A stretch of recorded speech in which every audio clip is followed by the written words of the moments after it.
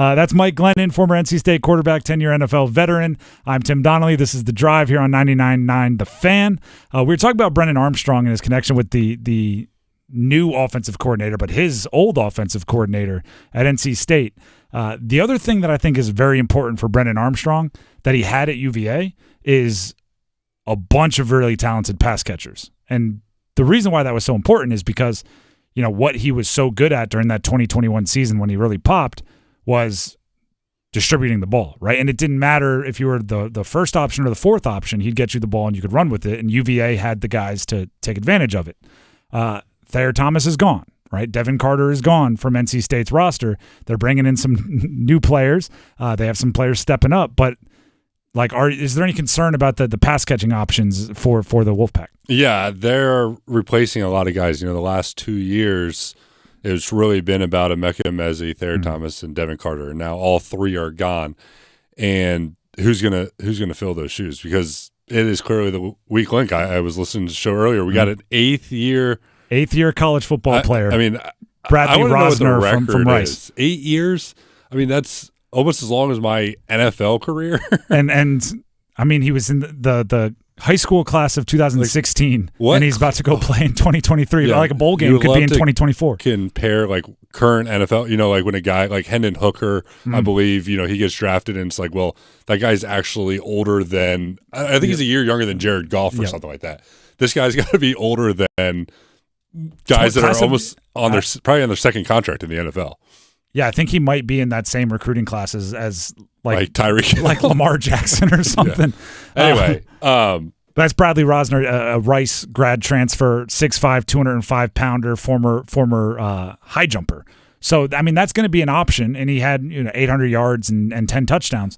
But in order for Robert and I's offense to be run as well as Brennan Armstrong has run it in the past, you need like 4 probably minimum from various positions that can pop up with 600 or 700 yards in a season. Yeah, and I know talking with the coaches, being around spring practice, they're very excited about the 2 early enrollees, Juice Farine and Casey Concepcion. But if you're banking on 2 guys that have never played a game, that's not what you want to go into the season. So what do? You go out and find an 8th-year transfer. And enough experience for everybody to go around. But there's other guys in that receiver room that should be able to step up, and that's Keon Lassane, Porter Rooks, Terrell Timmons. There are guys that have gone out there and done it and shown what they're capable. They've flashed, but who's going to step up and become that number 1 receiver? Who's going to be that number 2 receiver? All those guys have kind of been more role players in the past that, they might have had a big moment here or there. Timmons had the big touchdown against Carolina. Keon Lassane, I remember catching a fade for a touchdown at some point in the season. But anyway, they haven't shown to be the guy that, okay, it's 3rd and 8, the game's on the line, we are throwing to this guy. And that's what they're going to need to find out is who's going to be that guy to step up. Is it Trent Penix, more the tight end? Is it these true freshmen, Casey Concepcion, Juice Farine, or is it our 8th-year transfer guy? Mike Glennon, former NC State quarterback, connecting with us here in studio live for The Drive. The other part of this whole team is the dynamic that comes with how good the defense is, right? Peyton Wilson's coming back. Reportedly, the NFL was very, very interested. So he's back for leading a defense that was top in the ACC in a whole bunch of different categories, including the important one, which was scoring. When you're putting together an offense with so many new pieces, new quarterback, new coordinator, quite a few new receivers, is there any worry that there's going to be some kind of divide where it's like the defense is playing so great, and if the offense takes a little while to get going, right? That was kind of the downfall of fall last year. It just seems like it could be a really interesting locker room. It can, but I don't think that'll be the case because they have an experienced quarterback in Brennan Armstrong for the reasons that we talked about before. It's a new offense coordinator, but the fact that the quarterback's been in the system, I don't see that being an issue. But I know that they're going to reload on defense. Tony Gibson's done a great job. Like you said, top 10 in a lot of categories. Getting Peyton Wilson back was huge. He just needs to stay healthy, stay on the field.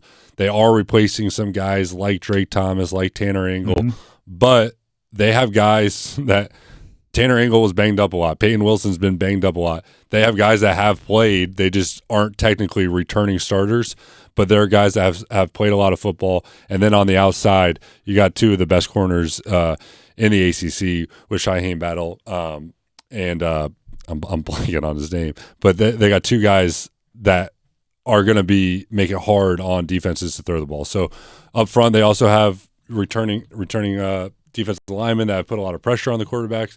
So with that, all that being said, yes, I think the defense is probably the strength of this team. But with Brennan Armstrong returning, with Robert and I don't see it being an unbalanced load. Aiden White expected to be the other corner there. While you're here, I do want to. We can't have an ACC quarterback with this much experience and not touch on a few of the others. We talked Drake Maye earlier today. A lot of hype. What if any are the biggest boxes you still want to see him check before he goes off to the NFL? He's checked all the boxes for me. There's no doubt about it. Whether he still has to play a season. We can't already say he's going to be the number 2 pick of the draft, possibly number 1. But if he plays like he did last year, I don't see any reason why he won't be that high. I mean, it could end up being Marvin Harrison. Like there are different scenarios to play out. So will he be the number 2 pick of the draft? I don't know. Well, do I think he'll be a top 5? Needs him in the top 5, yeah. He will go. What does he need to work on? To me, I felt like at times he was a little dramatic in the pocket with his movement. He would slide a lot when he only needed to slide a little. You can get away with that at the college level. At the pros, those pass rushers are too good that you don't want to be sliding way left or way right because you got Von Miller coming off the edge, and that's going to be a headache. So it's just the little subtle things within his game that he can fine-tune and clean up. But, the guy played 1 year of college football. Like, he should have things to work on, and honestly, he should hope that he has areas that he wants to get better at, because if he was already a finished product, that's not a great thing. There's always room to improve, and I'm sure he's going to be focusing on that this offseason. It is very interesting that your answer went there so quickly, because we talked with Mac Brown earlier and asked him a very similar question, and it didn't take 30 seconds for him to mention pocket movement as something that they're working on, and Chip Lindsey, their offensive coordinator, is working on with him. So it's very nice to get to like the nitpicky part of quarterback development after 1 year of starting, and there's not. That's a good problem to have if you. It's can not like a think knockdown demo rebuild. It's like, let's just polish some things up in the pocket and go from there. A minute or less. What about Riley Leonard at Duke? I know you were on the broadcast for Duke last year. He kind of gets pushed to the backside. He had a great season, and he honestly was more of a threat running the ball than throwing it. So he's one of those guys that it's an underrated athlete. I think he moves faster than he actually looks. But he obviously did an unbelievable job at Duke last year, and his ceiling isn't as high as a guy like Drake Maye or some of these other guys in the ACC, but he's proven that he can do it consistently. And I also don't think his ceiling is very low. He's going to be a steady, consistent player for Duke this year.